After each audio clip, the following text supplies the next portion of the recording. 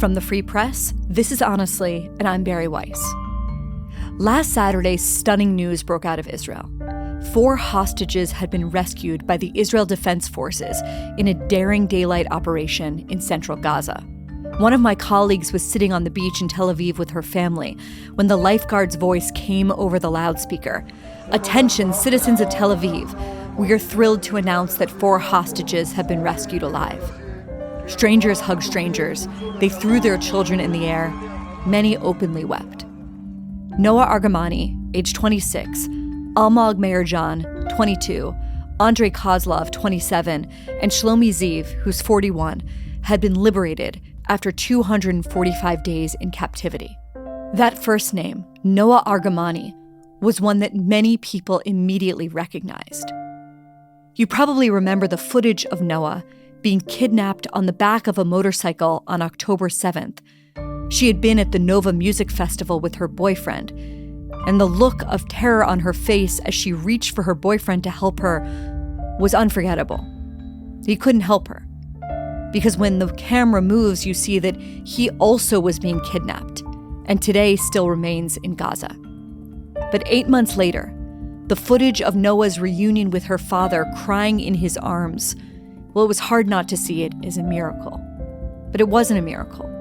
Her return was the result of a complex and historic military operation that many are comparing to the raid on Entebbe. Not that you would have known that from many of the headlines. There was one BBC headline that said, "Noah Argamani released." There was a CNN chyron that said the same thing. A UN official posted this, "Relieved that 4 hostages have been released." It went on and on and on like that, as if Hamas had suddenly handed them back to Israel, and that was that. Other headlines focused on the Palestinians killed during the rescue, without mention of who started the gunfire, without mention of how many Hamas militants were killed, of who was holding the hostages, and of course, blindly quoting a number given by the Hamas-run Ministry of Health. We now know this. As the IDF exited the city with the rescued hostages in hand, Hamas responded with heavy fire, including RPGs.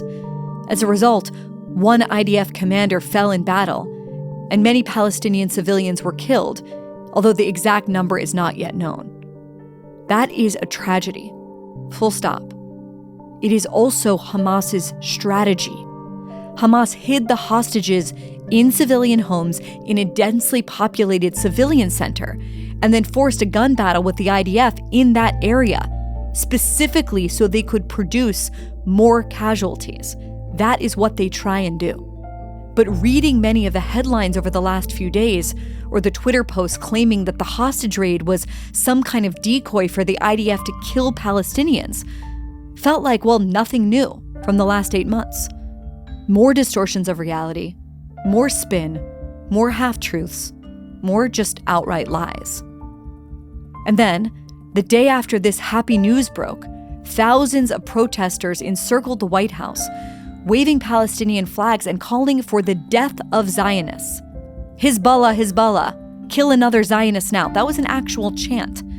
Stand with Hamas, read another poster. There was another sign I remember that read LGBTQ, an acronym for Let's Go Bomb Tel Aviv Quickly.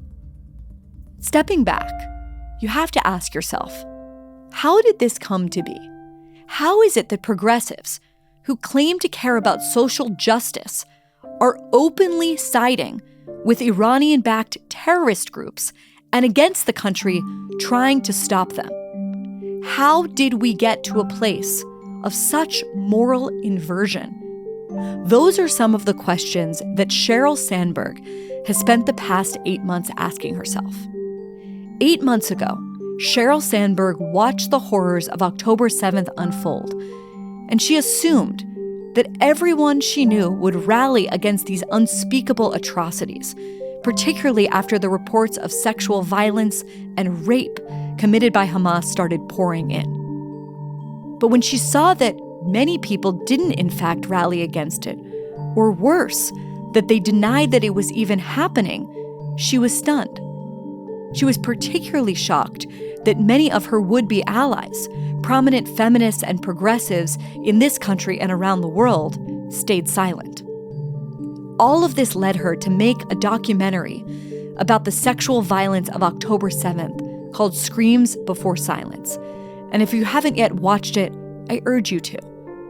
The film is really powerful, and Sheryl has described it as the most important work of her life. And that's saying something because Sheryl Sandberg has done a lot of work. She was COO of Facebook for more than a decade. Before that, she had a huge job at Google. And frankly, she has the politics to go along with it. When people think of Sheryl Sandberg, I think they probably think of the word girlboss. They think of feminism. And they think, frankly, of coastal politics, of wearing a power suit and campaigning for Hillary Clinton. Sheryl Sandberg, in other words, is a normal Democrat. She's a normal liberal. But as major parts of the American left side against Israel and either downplay or ignore or actually foment anti-Semitism, a lot of people who consider themselves normal liberals find themselves asking, what happened to liberalism? I think the position that Sheryl Sandberg finds herself in is really relatable to many Americans right now. People who feel betwixt and between in a post-October 7th world, where many of the people they thought were their friends and allies are proving themselves to be just the opposite. Today, I talked to Sheryl about this fraught moment that we're living in. We talk about her film, about the silence from so many women's organizations and feminists, about the denialism, about how anti-Semitism is thriving in America and why that is, about her changing Jewish identity, about whether or not she feels politically homeless, about the future of liberalism, the Democratic Party, and much more.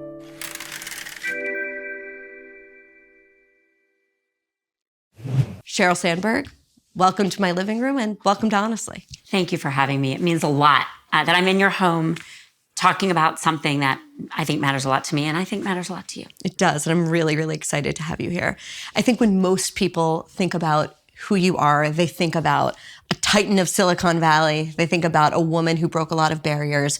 You were, of course, the COO of Facebook, now Meta, for many years. Maybe they think of you as the woman that wrote Lean In, I can't believe it, but more than a decade ago.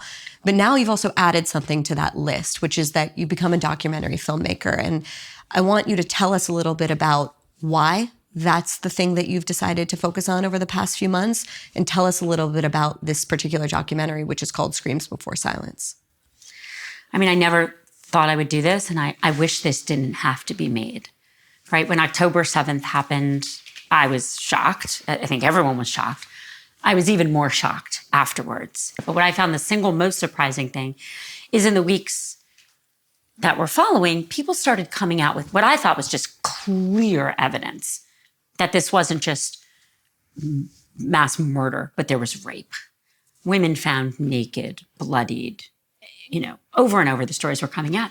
And what I then expected to happen is people to say, oh my God, rape is never supposed to be used as part of war, no sexual violence as part of conflict.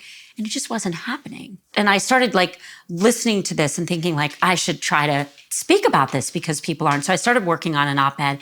And that week, the first person I saw in the mass media was Jake Tapper, came out on CNN and said, wait a second, it looks like there was mass rape here.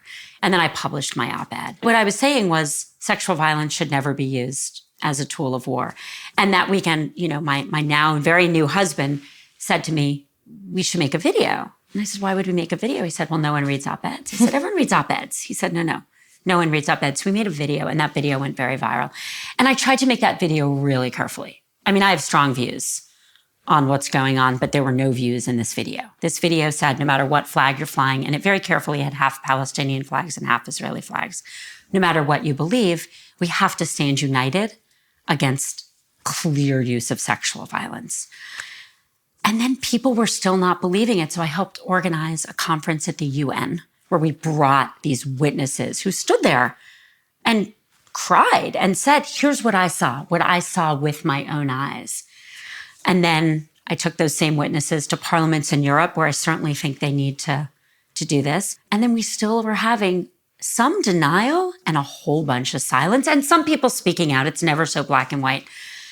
And so then Tom Nides called me and said, there's a group in Israel, this group, Castina Communications. They made Fauda. I loved Fauda. Did you watch Fauda? Yeah, I loved Fauda. They've raised the money. They want to make a documentary. Will you go interview the people? And I said, yes, right away. And my hope is that anyone who denies this, they have a chance to sit down and see with their own eyes. These are person after person after person. The people we interviewed, they don't know each other. Some of them do, some of them don't, but they were telling the same story of the same thing. And I think it's really impossible to watch this and not believe this happened.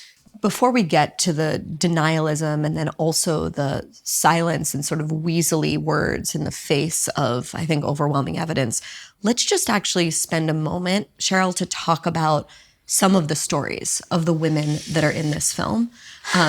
There are several that stayed with me long after I watched it. But like as we're sitting here and as you're saying these words about systemic rape and sexual violence against women, like who is the person that you're thinking of? Yeah. Like who comes to mind from the film? I mean, this is hard stuff and graphic stuff. First of all, Amit Sasana, who I now know and have so much respect for. She is a released hostage. She was held for 55 days. As part of that, she was chained to a bed for weeks. And she was, in her words, she tells in the film, gun to her head, forced to commit, she calls it a sexual act on her captor. And then the way she tells the story, it's hard to, she takes the gun away. It's like, do you want food? And he starts joking with her and she realizes in that moment, this is survival for me. Like, this is survival. And she came out and has now told her story. And she said it's really hard. This is not what she wants to be known for, but she knows that there are people still in captivity. And she and others have spoken to them, and she knows they've been sexually assaulted as well. And she knows it the way you would know it if it happened to you. I find her so brave. There's a video that was out before of her being kidnapped. And she's not tall and she's fighting. And she says, I just wanted to fight. I wanted to show them they wouldn't take me so easily. And I'm not particularly strong physically, I feel like, and I don't know if I would have had the strength to do it. This was one of the early videos that I remember coming. There were a few iconic images and videos that came out. Of course, Noah Argamani on the back of a bike, screaming, reaching for her boyfriend. And then this video you're describing of Amit, it's sort of like in the distance and there's 10 terrorists, 10 men.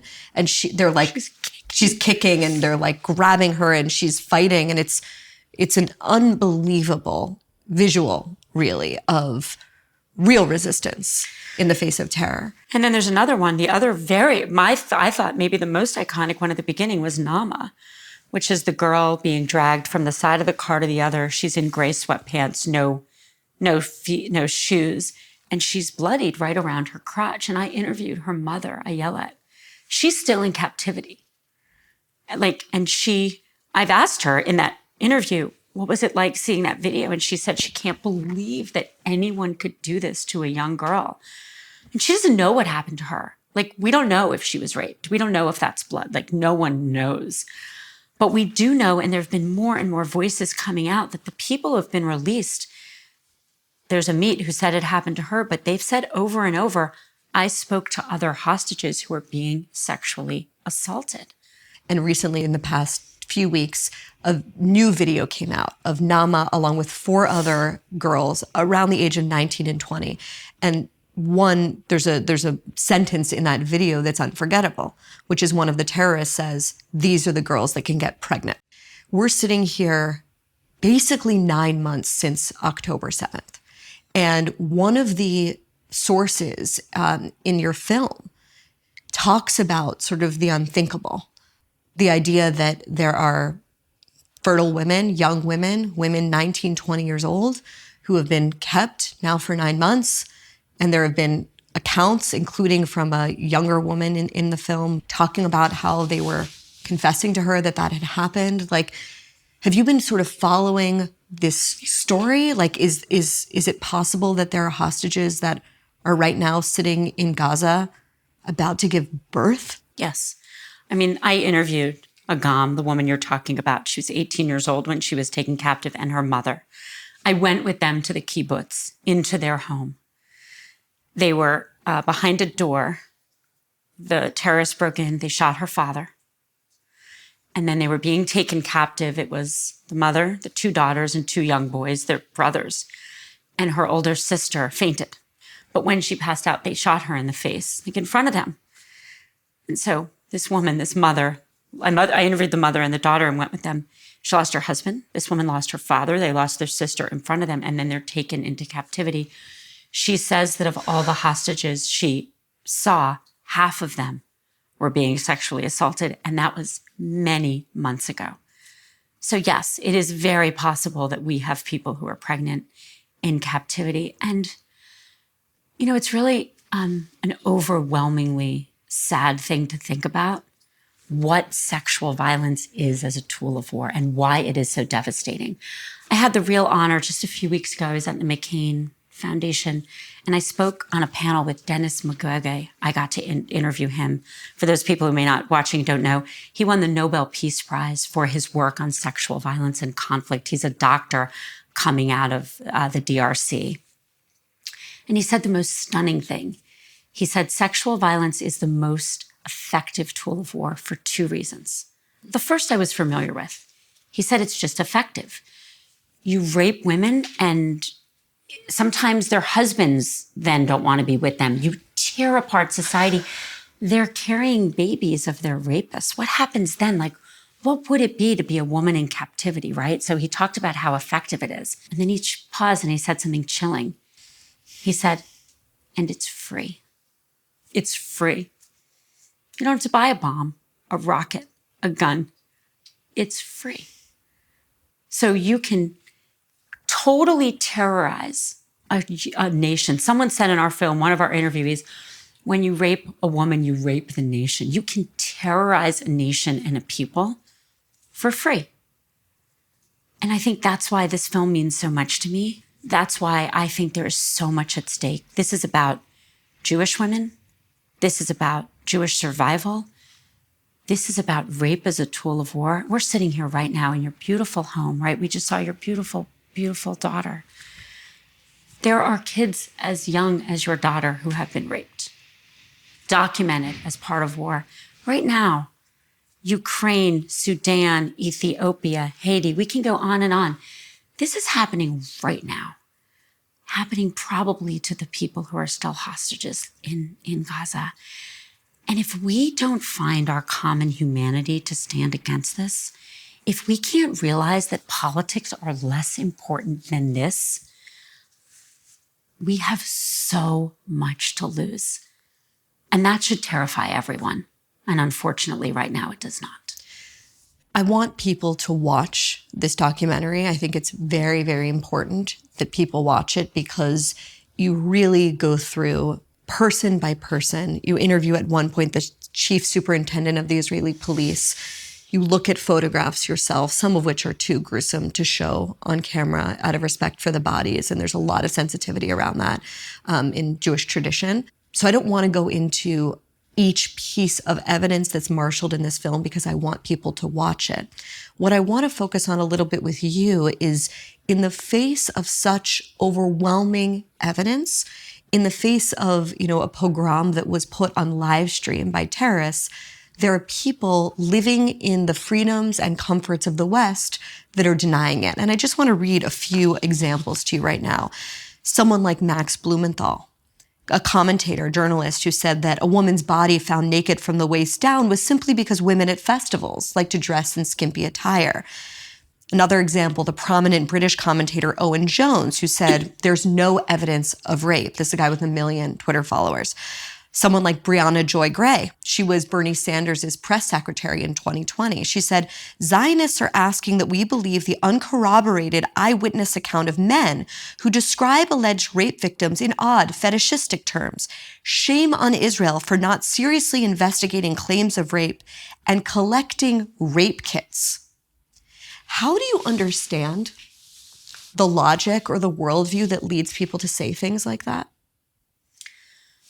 Well, the first thing I want to say is please watch this film. And what you will see is a man named Rami. He is a huge guy, huge, like he towers over me. And he's a hero. I mean, The sirens go off on October 7th. He literally gets into his car with his own gun. He's a private citizen and goes to rescue people. And we go to a forest, and he says, here, these trees, there were women dead, naked, bloodied, graphic, legs spread. That's what he found. Tied to trees. Tied to trees. We named the film Screams Before Silence. This woman, Tali, who I interview, she said she's hiding in a trailer. And I went with her to that trailer. It was the first time she had been back. And this is at the site of the Nova Music Festival. Yeah. And she said, she would hear like a sound, like a scream, and then a shot, which meant someone was pointing a gun, scared, and shot.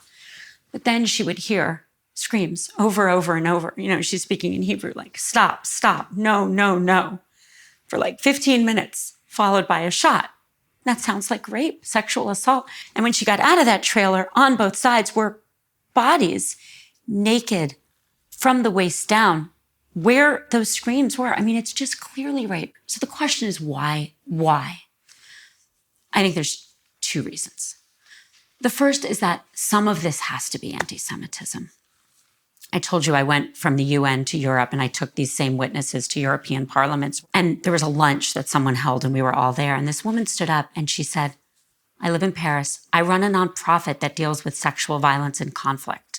I've done this for 3 decades. She said, and these are her words, she said, I'm not Jewish. But I think there's anti-Semitism happening right now because in my 3 decades of working at this, every time this happens anywhere in the world, all anyone ever asks is, how can we stop it? And all of a sudden, for the first time ever, they're saying, did this happen? She said the only answer she has is anti-Semitism. And I do think that's part of it. But I think there's something else going on, and these kind of conflate, right? Is that polarization is about people have a narrative. And that narrative is overly simple, overly black and white, and they can only see the world through that narrative. So if you believe that October 7th was resistance, and I want to be super clear, I don't.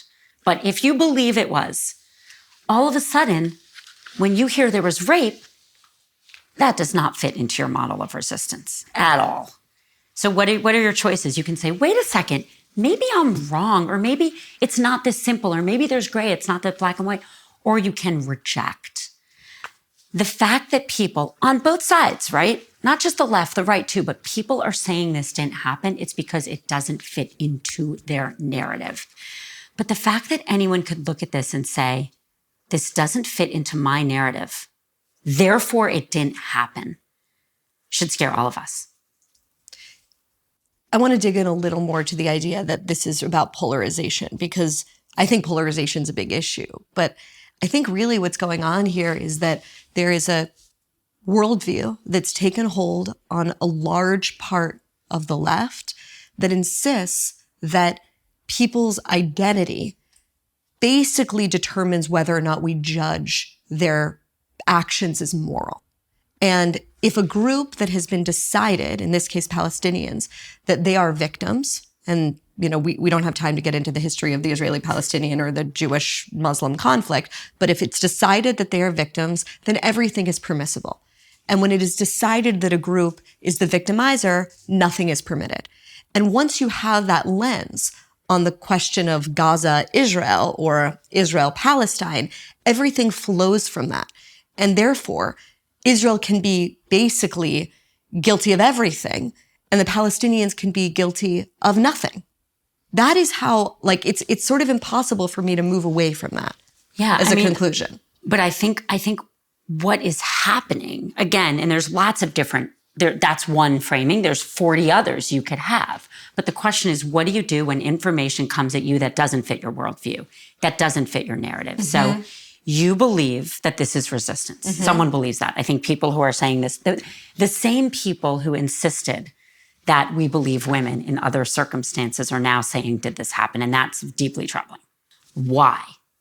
Well, you have information coming at you that doesn't fit your narrative. Mm-hmm. Then what do you do? Mm-hmm. Well, I think what we are teaching people to do is not talk to each other, not listen to each other, not have real debates. Mm-hmm. And I think that's what has to happen. And I am hoping, still hoping, and there has been some movement, there really has, that people will look at this issue, because this is such in my view, an easy one. It's kind of shocking, but there are rules of war. It's kind of weird, right? Like war is about killing people, yet there are rules. No biological weapons, no nuclear weapons, etc.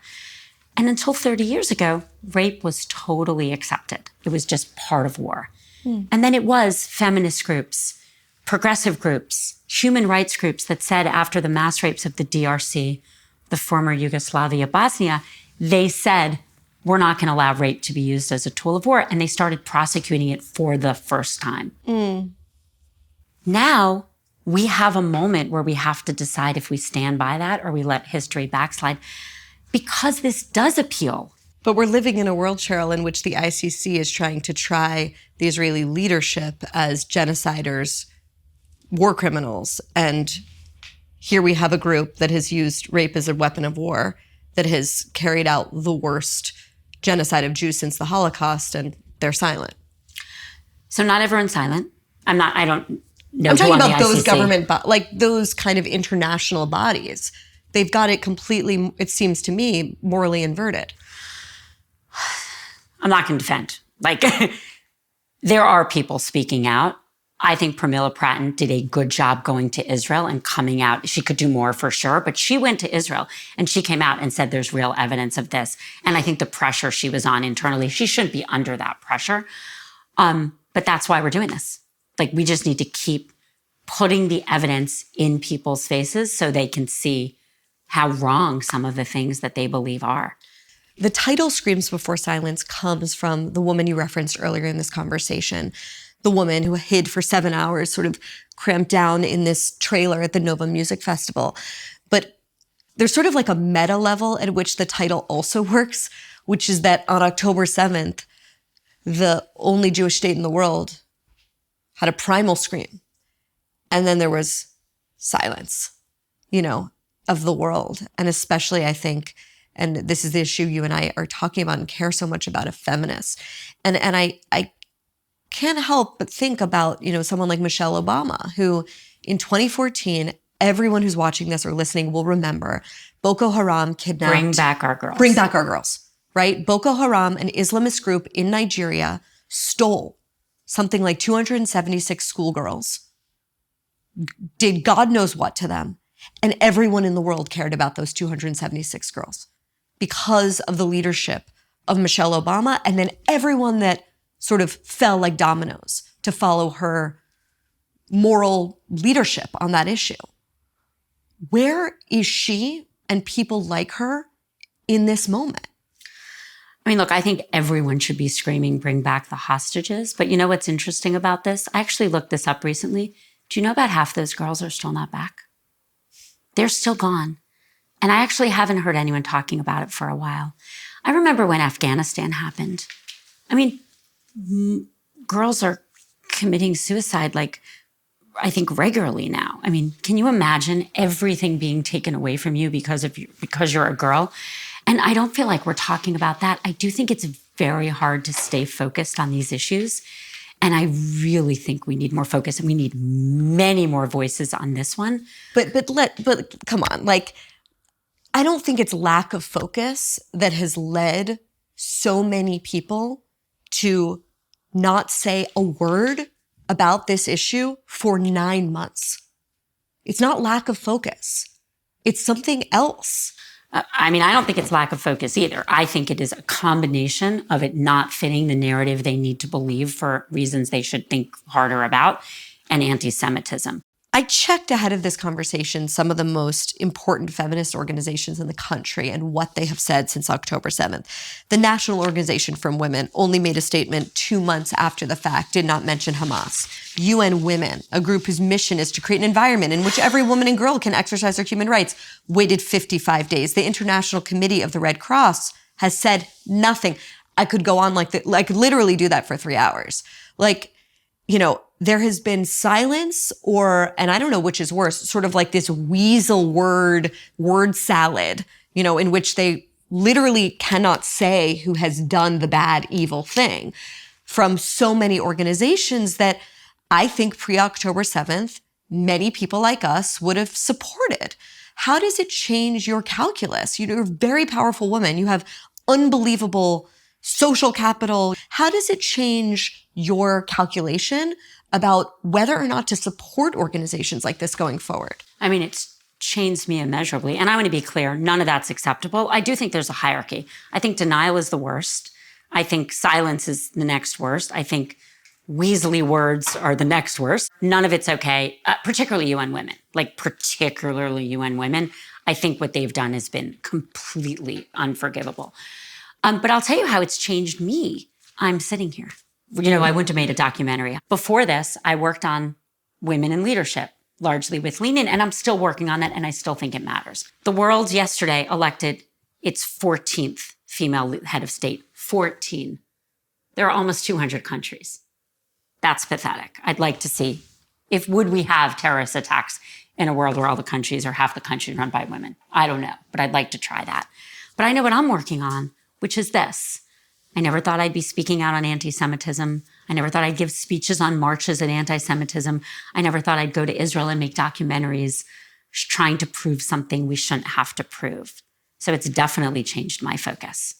And I think a lot of women who maybe feel politically homeless right now, and maybe especially since October 7th, feel like, okay, there's one group of people who I detest on their domestic policy, but I really like what they're saying in terms of, the women that are being held hostage right now by Hamas. And there's another group of people who are completely silent on this foreign issue that feels extremely intimate to me, but have policies that I really like on things like choice and abortion. Do you feel that way yourself? Yes, but that's where we need to break down these black and white, I'm in this group or this group. I get to sit here and I get to decide what I believe. You get to decide what you believe. And we need to teach our kids and our college students that they get to decide what they believe. Here's what they can believe. They can believe that the girls that Boko Haram took need to come back. They can believe at the same time that the hostages need to come back. But in the end, they have to vote for someone, right? Yes. And there's one part, this is the problem, is they can believe all of that. And yet then they go into their polling place and they're like, shit, I hate these people on half the things and I hate these other people on the other half. And it feels like that quality of sort of hold your nose and ignore half of what you care about, or hold your nose and care and vote for the other things you care about, is only getting more entrenched. Then they should run. Okay. No, I'm serious. Then we need people who can find their way into the actual beliefs. But the other thing we need is real dialogue on the hard issues. And that is what I know you worry about this. You've been a massive advocate for free speech. We need more of that. You've been a Democrat your whole life. Obviously, your worldview has sort of shifted a little bit, and I feel like I'm talking to someone who's in a moment, in a liminal moment. Will you be donating to Biden this cycle and supporting Biden? I did donate and I do support. If you were a senior level cabinet official right now in the Biden administration, what would you be doing differently to educate people in this country and combat anti-Semitism and it's basically its most prominent current iteration, which is anti-Zionism? Look, I think that's a really important question. I do think I wish it could be done at the federal level. I think educational curriculum, I'm trying to get myself smarter on this and learn. I don't know that much yet, but I'm trying to learn about this, is very much a state issue and a local issue. And I know they can and should do a lot, but I think we need to go state by state by state, local by local, and change education. I have children of various ages, and my child who's elementary school age and one of my children who is in high school age have both said, one in more sophisticated language than another, that they're not really taught much that's positive about the United States in their school. They're just not taught that. There's a lot in our country's history to be upset about, like a lot, let's be clear. We should be teaching how horrible slavery was, how horrible racism is, how those two are tied. But there's probably some positive things too. Probably. Right. I mean, Sheryl, right. Look at your life. No, I know. I know my great-grandparents fled anti-Semitism, fled the Holocaust, and got back here. And my great-grandparents, they came with nothing. They've had huge opportunities here. I'm sitting here with you. I could never have imagined knowing someone like you growing up. And so that's my point. There's a lot that's positive too. And I think our educational system on this is completely broken, and it is particularly broken how we talk about the Middle East and Judaism and Zionism. And it needs to get fixed. And some of the things that are passing in some of these local areas are truly scary. How do you make sense? It's something I'm sure you've thought a lot about the fact that some of the most educated, pedigreed people, young people in our country and around the West are celebrating actually the groups that carried this out. And that began when we saw progressive groups using the hand glider, which was a symbol of death, mass death for those kids at the Nova Music Festival, as a symbol of liberation. And then, of course, in the months following, all of these encampments at colleges, schools like the ones we graduated from, with people chanting that, you know, resistance is justified, chanting for global intifada. How do you understand, what's the steelman their position? What do you think they are shouting for when they're shouting those slogans? Well, I'm going to disagree with something you just said, which is they're not educated. They're not educated. I mean, you've seen these videos go around where you're marching and screaming from the river to the sea. And you're like, what river, what sea? River, what sea? Right. No idea. Well, you and I both know what the river is and what the sea is, and we know that the entire country is between the river and the sea. And if you say from the river to the sea, no Jews, you are pushing Jews into the sea. That is death. Globalize the intifada. That means, attack violently. The intifada, the second intifada, is violent attacks on Jews. Globalize means violent attacks on people who support Israel in and out of Israel.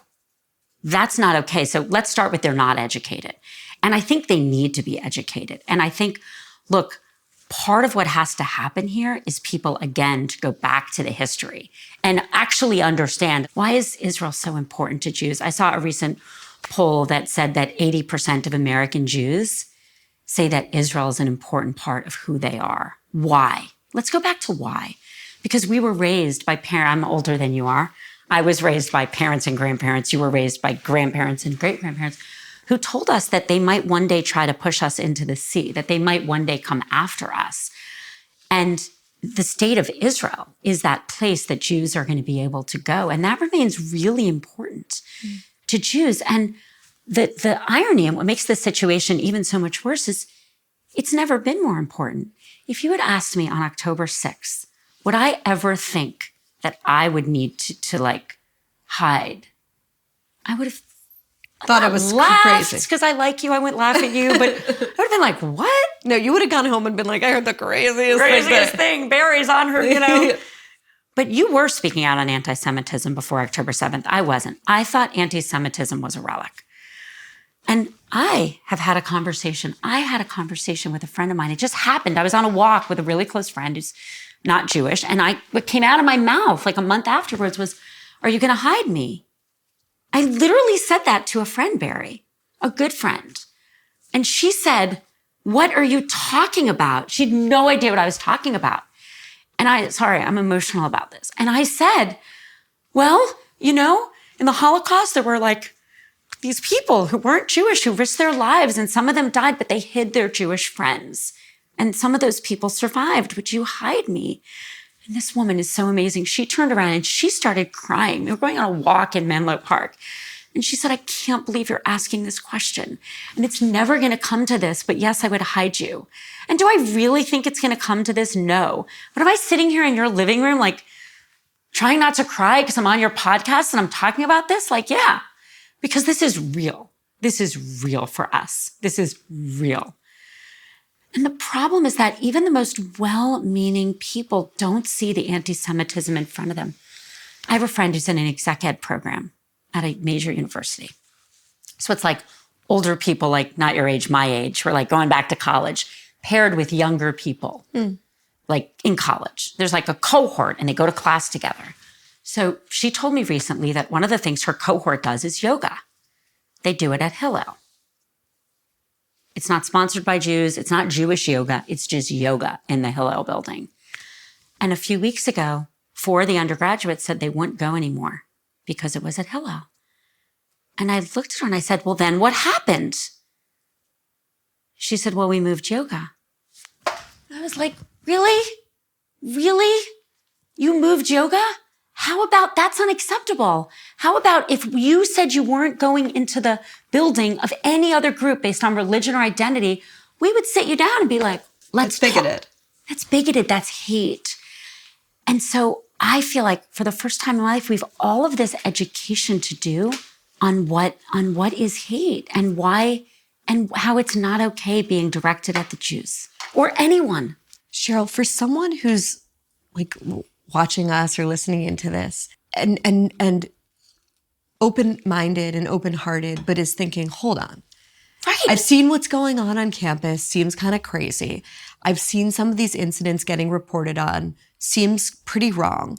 But why is Sheryl Sandberg sitting here talking about, 1940s Poland? Like, that seems a world away. But I wonder sometimes if the historical reference that American Jews grab for, in this instance, at least what we're experiencing right now, is the wrong one. In other words, there are two sorts of anti-Semitism that are prevalent through thousands of years of Jewish history. One is the kind that expresses itself as the Nazis did, which is, we're going to murder you, right? We're going to kill you. No debate we need to have about that. And that's what they did. They killed 6 million Jews and many others, millions of others. And a bunch of people on October 7th. Very recently. Right, yeah. Exactly. And jihadism is an expression of exactly that kind of anti-Semitism. But what's going on here in America, I think, is a more insidious, sort of less physically threatening, but perhaps more invisible, I think, to someone outside of our community type of anti-Semitism. That's a very wordy way of saying it reminds me a little bit more of Soviet anti-Semitism. In other words, in the Soviet Union, it was just accepted that there were whole areas of life that you could not participate in as a Jew. You could, in some instances, if you disavowed the right things and you disavowed the right people, and of course you disavowed the Jewish God and you disavowed sure, until, of course, they came for you too. But in other words, the way that kind of anti-Semitism functioned was to say, if you rid yourself of the things that make you a Jew, you can survive and be acceptable.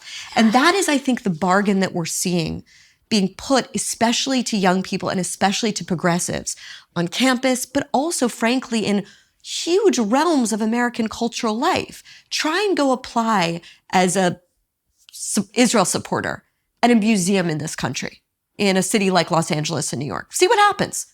Try and go get a job, at a university as a professor, as a Zionist. See what'll happen. See if you'll get tenure. And I wonder if you've thought about that, and if you think that that's more the right analogy, and maybe just to underline it, like, here's one kind of anti-Semitism that says we're going to kill the Jewish body, and there's another kind of anti-Semitism that says we're going to kill the Jewish soul. Look, what I was saying is that I don't really think I need to be hidden. Like, I know that. I don't really think they're coming. But that fear as a Jew, this has been going on for thousands of years. And so that fear we have of being unaccepted, of hate, I don't, again, really think they're coming after me to kill me. But I do think that all hate needs to be unaccepted, needs to be absolutely said, we're not okay with it. And I think what you're saying on this is really important. So I have several friends who are my age with kids in college who had rooming groups set up for the fall. I have friends whose kids, their roommates are no longer going to room with them. Because? One of them is because the kid is Jewish and believes in the state of Israel. And one of them is because the kid is Jewish and is marching for free Palestine. That it's happening on both sides, that people are demanding. There was a thing I saw online, which was a real tape of people on one of the New York University campuses screaming, free Palestine, Jewish students pick a side. That's it, the Jewish students. Why should Jewish students have to pick a side? And shouldn't we be scared of that form of anti-Semitism and hate, much as we're scared of that form of hatred against any group, much as we stand, and I'm proud, to be a Jew who's stood against forms of hatred, forms of bigotry, forms of bias. I stand against all of it, and we have to stand against this as well. Has it changed the kind of organizations that you will give your money toward? I saw that the Harvard Crimson I don't know if this is accurate, but in 2020, you gave $1 million to Harvard. Like, would you still give money to Harvard today? Look, it's definitely changed how I think about where I give my resources and in many ways, most importantly, my time. Again, like, I'll give you an example. My foundation, we run Lean In, obviously, and other programs. We had a program that's pretty popular in the workplace called 50 Ways to Reduce Bias. And it's all these cards, and you can see like forms of bias that we think are really important. Some people might say are small. We think are big. I think are big. We never had one on religion. Just didn't have it. Now we have anti-Semitism, anti-Muslim hate. Those cards are now in there. Mm-hmm. We didn't have those cards before October 7th. I want to be clear. I was wrong. I missed this. And it's definitely become a much bigger part of my life's work. I think there's a big debate going on, like just writ large about, we look at so many of our institutions, whether it's Harvard or whatever it is, there's so many of them that everyone's sort of looking and like horrified at what they've become. They've become inverted versions of themselves, right? And, we each have the ones that will come to mind for us. And I think like there's a big sort of strategic debate about whether or not the right way to fix them is to reform them from within or to sort of deport yourself and start something new, right? I think about it as sort of like the radical versus the reformer. And part of me always comes to the conclusion in the end that it's sort of like a personality thing. And some of us are meant to be radicals and some of us are meant to be reformers. Where do you think you sit and what do you think the right approach should be? I mean, it's such a good question because when I look back at writing Lean In, there were, a whole bunch of criticisms, a whole bunch of people hopefully liked it and helped them and it did well, right? And a whole bunch of criticisms. And one of the main criticisms was that I was telling women how to succeed within the capitalist system, not blow it all up. Right. And so I've thought a lot about that. And on that, I sit here, I still believe it's within the system because the people who want to blow up capitalism has a lot of problems, right? You walk, 20 minutes that way and you can see the homelessness. And that's a problem. No one should be homeless in a wealthy country. No one should be homeless anywhere. We owe people better than that, in my view. But would I blow up capitalism? Not until someone tells me what's replacing it. Do I think there needs to be capitalism with more assistance, more equal opportunity? Absolutely. Do I think a whole bunch of things are broken? But I don't see the socialist system that's going to work. And so I have long been either accused or applauded for being someone who works to change the system from within. Would I give up on all of our institutions and all of these organizations? No. Planned Parenthood, Reproductive Rights for All, the former NARAL, these organizations are killing themselves so that people aren't going to be carrying around dead fetuses. I think that work is still really important. And I believe in these organizations. One day, will I give up on our elite colleges? Maybe, but I hope not. And look, there are examples. This can be done well. Chancellor Daniel Dermyer, I don't know if you're following him, of Vanderbilt. So he comes from the University of Chicago. So let's start there. Free speech, long history. He was really steeped in free expression, free dialogue. They broke into his house, pushed the security guards. He made sure they were arrested because they pushed the security guards. And then they were occupying his house. And the clear university rules say you're not allowed to be here. And people were saying, you're starving me. Like, you need to feed us food. And he was like, no, leave, go there. Go to Sweet Green. Or go right there where my cafeteria will give you food that we provide you as being part of this university. And when he was criticized, I think he had some great quote somewhere. He said, when someone breaks into your house, you don't serve them dinner. Right. But then this is really important. He, and I believe this is true, there's real dialogue at Vanderbilt. People actually have real conversations. Do I think other universities could do a better job following that example? Sure. One day, will I give up and say I give up on all of them? Maybe, but I'm not there. Let's talk about how your worldview has changed, sort of maybe in terms of foreign policy. It's a narrow word for the thing I want to describe. There's a moment in your film, and you blurred out her body, but where Shani look, and people will remember that this is the woman. It was one of the early images that came out. She was wearing sort of a black bra and black shorts, and her body limp, she thinks she was already murdered by that time, is thrown into the back of this pickup truck. And you see the terrorists driving this pickup truck through Gaza. and normal Palestinians, not at least uniformed or whatever, official members of Hamas, are coming up on the side of the truck, and there's a guy in sort of like a light red shirt who spits on her body. And I will say for myself, like, I grew up in a family, my dad's a conservative, my mom's a liberal, but we always talked about the two-state solution. We supported the pullout from the Gaza Strip because we believed it would bring peace. We, at least, we supported, like, the context I grew up in was one where we support Israel and we support a two-state solution. And that always sort of followed, right? That was always the second sentence after the first. And I find myself after October 7th, and that's one tiny, tiny example of the phenomenon I'm talking about, which is just widespread support among many Palestinians. We went to Ramallah, and I just went up to random people walking through the checkpoint in East Jerusalem and said, what do you think of October 7th? And it went from, basically shades from tacit support to outright jubilation. How has, seeing the kinds of things I know you've seen, some of which are captured in your really powerful documentary, how has that changed your view of the conflict? I mean, look, I've seen all your stuff in your interviews and how compelling that is. And what I would say is, I think it's made me realize how much harder it's going to be to get to the solution that I still have to believe in. I don't think there's another solution other than two states. But it has to be two states run by people who want their neighbors to live in peace and prosperity. I think Hamas is holding Jews captive, and I think Hamas is probably holding a whole bunch of Palestinians who are innocent captive.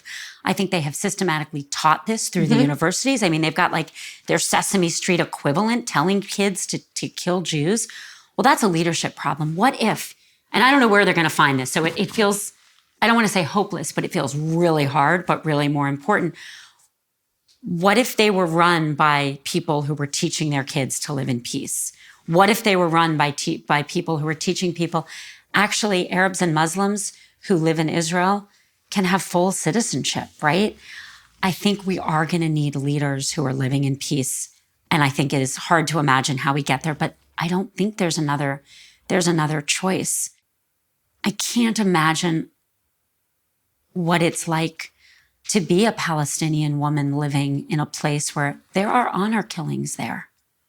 I can't imagine that woman is choosing that. I just can't. And so I'd like to give her an option of living in peace and security too, because she deserves it. The Jews living in Israel, the Muslims living in Israel, the Arabs living in Israel, everyone living in Palestine, everyone deserves better than the kind of leadership that would parachute in and rape and murder. Everyone deserves better than leadership where I believe workforce participation for women is of the lowest in the world in Gaza. For Palestinian women, they can't be choosing that. They wouldn't choose that. Women leading within the system. There's been lots of buzz at different times in your career. She could be Treasury Secretary, maybe Secretary of State, maybe something else. Would you ever think about running yourself? No. Why? Because it looks like hell. And because I feel like I've worked hard to have my own voice. I'm sitting here today. I'm no longer running Meta. I'm honored to have the opportunity I had for so long. I'm not on the board, and I can work on anything I want to work on. I can say anything I want to say. I can work on sexual violence. And if I were in another job, I would not be able to be doing this as full-time as I am. And I feel like I owe myself my independence, and I'm glad to have it. Sheryl Sandberg, thanks so much for talking to me today. Thank you for having me, Barry Weiss.